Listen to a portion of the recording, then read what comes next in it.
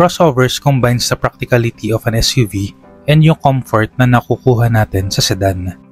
Manufacturers knows this knowledge kaya kung mapapansin nyo, ang daming naglabasan na crossover models from those different manufacturers. Headed by the Chinese na halos lahat crossovers ang unang modelo na nilabas, andyan din ang Japanese, Americans, and even Europeans. Now, hindi naman magpapahuli ang Koreans, kaya nilabas ng Hyundai ang Creta. Yes, Hyundai ang pronunciation ko dito.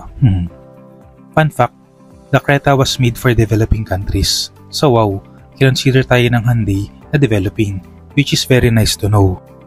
Pero sa dami ng crossover models from different manufacturers with various price range for the Filipino consumers, ano ba ang differentiating factor na meron ng Creta? To sum it up in my own words, it is an excellent but compromised at the same time, which I will discuss in this video.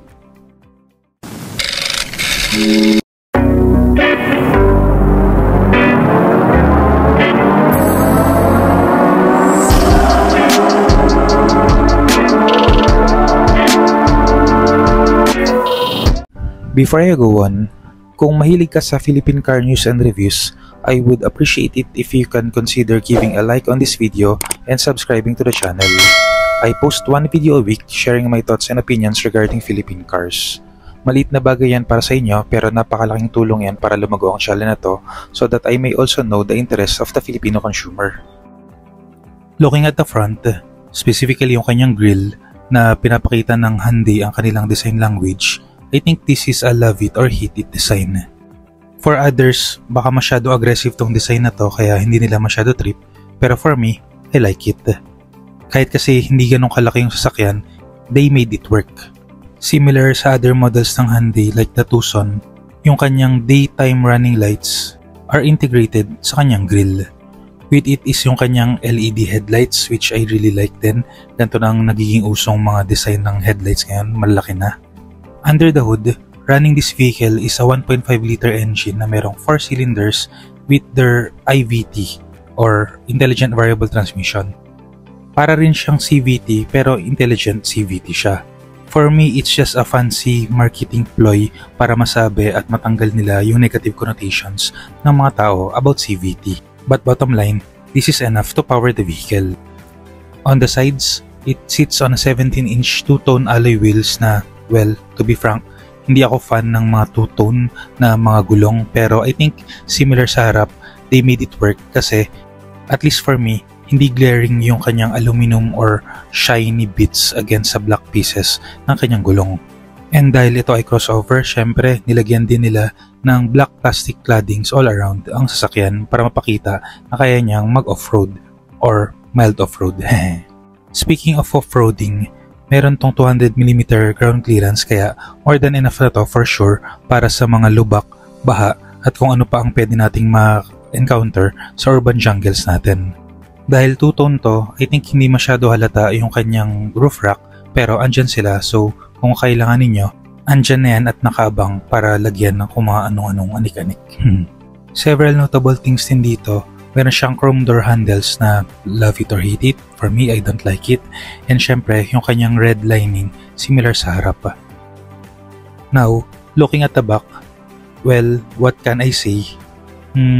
Maybe different? Or unconventional siguro. Unlike yung traditional na mga sakyan kasi, parang magkahiwalay yung kanyang mga brake light and tail light. Overall, I think it's okay naman. It will get the job done. But more important things na nakita ko dito is meron na siya agad na reverse parking sensors and reverse camera, which is a very good thing kasi nagiging standard na to para sa mga sakyan natin. Meron din tong spoiler with integrated third brake light, which is a good thing para kitang-kita ka sa gabi pagka pumipreno ka.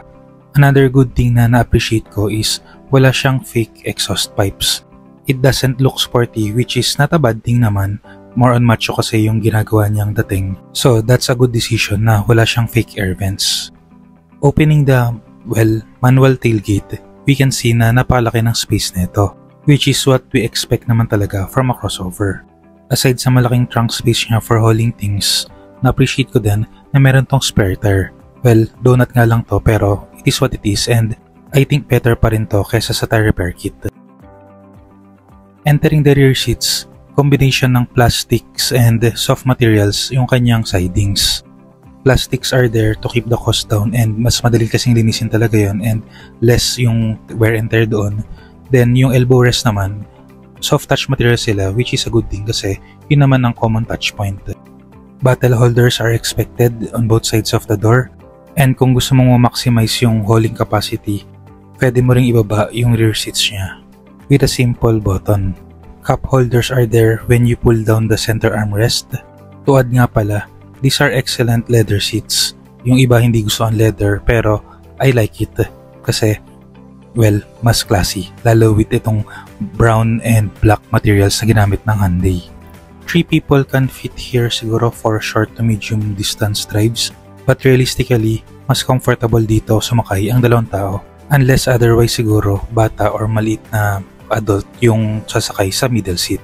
Similar to other crossovers, at this price point, meron na rin siyang air vents and a single charge point. Entering the front seats, similar sa likod, combination din ng plastic and soft touch materials ang sidings nitong sa harap. Door locks and power side mirror controls are there dito sa driver door. As for the seats, bolstering is okay and meron din siyang manual seat adjustment. Manual seats are fine, mas mabilis pa nitong i-adjust kumpara sa mga automatic, pero at this price point, I think naghahanap na ng some sort of luxury with automatic seats ang bibili nito. Looking at the steering wheel, significant enough yung kanyang mga buttons which says na marami kang pwedeng gawin dito with the infotainment screen. Speaking of the infotainment screen, it has an 8-inch touchscreen display na merong wireless Apple CarPlay and Android Auto, which I really appreciate kasi wireless connectivity is the way to go now. Speaking of wireless, meron itong charging pad na pwede mong gamitin kung gusto mong mag-charge ng telepono mo, assuming na merong ganong klaseng capability yung telepono mo. Pero kung wala, don't worry kasi meron naman tong 2 pieces na charging ports na USB Type-C. So kung kagaya nyo ako na merong both Android and Apple na gumagamit pa ng lightning cable, you can use 2 of your cables to charge your phones at the same time. As for the almighty aircon controls, meron tong both aircon and heater. Not sure kung kailan nyo gagamitin ng heater, pero just in case, andyan yan kung gusto nyo. Aside from the nifty auto hold and electronic parking brake, meron din tong drive traction control na very unique sa GLS variant nito. It has 3 drive traction controls na for snow, mud, and sand. Of course, yung snow, hindi natin yan magagamit dito sa Pilipinas, pero for mud and sand, kung sakali man na gusto mong mag-mild off-roading, nandyan yung drive traction control para tulungan yung sasakyan for overspinning. Other notable advanced driver assist aids is yung kanyang lane departure warning para hindi ka maging kamote sa daan, blind spot detection system para makita ka ng ibang kamote sa daan, and syempre, yung kanyang cruise control para mapadali ang buhay mo for long drives. Andyan din nga pala ang tire pressure monitoring system para alam mo na kung kailan mong pahangin ang gulong. Overall, Hyundai has released an excellent crossover with Creta. Excellent looks, good tech features, and very good design in general. Now for the buts. At the time of this recording, it is priced at 1,388,000 Philippine peso. At this price point kasi, I was expecting more features from tech such as power seats, maybe a sunroof, but its most lacking is its airbags na meron lang isang driver and front passenger.